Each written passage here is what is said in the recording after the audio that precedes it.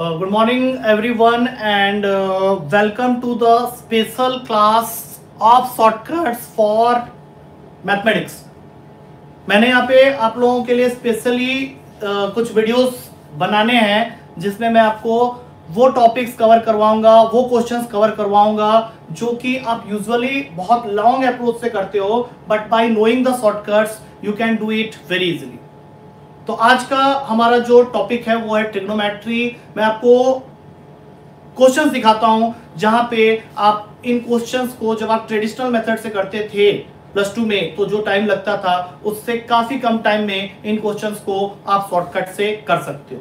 तो सबसे पहला क्वेश्चन मैं ले रहा हूं। सबसे पहला क्वेश्चन ये है कि if theta plus five is equals to pi by 6 then find √3 plus tan theta into √3 plus tan five. Suppose कर लो आपको ये क्वेश्चन करना है, तो आप इस क्वेश्चन को कैसे करोगे? तो इसके लिए आपको सिर्फ इतनी सी रिक्वायरमेंट है कि आपको 10th क्लास में जो आपने ट्रिग्नोमेट्रिक टेबल पढ़ा था वो बाय हार्टेड होना चाहिए, क्योंकि सबको ये पता होता है प्लस 2 करने के बाद कि पाई बाई 6 का मतलब होता है 30 डिग्री।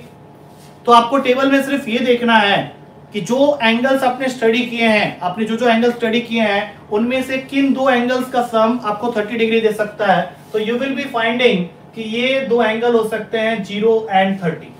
तो आपने थीटा को ले लिया 0 और फाइव को ले लिया 30। अब आपने कुछ नहीं करना है, यहाँ पे पुट कर देना है।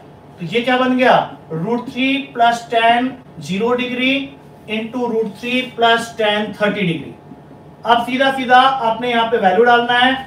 √3 प्लस tan 0 तो 0 ही होता है, तो यहाँ से √3 आएगा और ये हो गया √3। tan 30 की वैल्यू होती है 1/√3। अब इसको आप ओपन कर लो, √3 इंटू √3 होता है 3, √3 इंटू 1/√3 होता है 1। तो आपका पूरा आंसर हो जाता है 3 + 1 = 4। अब आप यहाँ देख सकते हो कि आपने इस क्वेश्चन को करने के लिए कहीं पे भी कोई फॉर्मूला यूज नहीं किया है। It's all about the table game. अगर आपको टेबल मालूम है और आपको ये मेथड मालूम है जिसको हम लोग बोलते हैं वैल्यू पुटिंग मेथड, तो आप इस क्वेश्चन को बहुत इजीली, बहुत आसानी से सॉल्व कर सकते हो। अब ऐसा ही एक और क्वेश्चन मैं आपको दिखाता हूं। So next question which I am going to take here is the second question. ये भी क्वेश्चन आप देखो, ये आपके पेपर में आता है कि a + b = π/4 और आपको फाइंड करना है क्वेश्चन में then find 1 + tan a into 1 + tan b की वैल्यू। तो अगर आपको वैल्यू पुटिंग मेथड समझ में आ गया है तो फिर इस क्वेश्चन को आप बहुत इजीली कर सकते हो।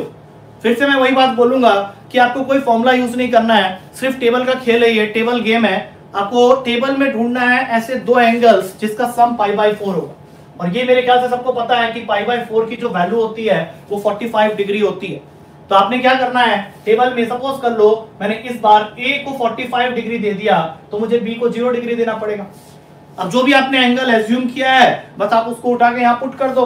तो ये बन गया 1 + tan 45 डिग्री और ये बन जाएगा 1 + tan 0 डिग्री।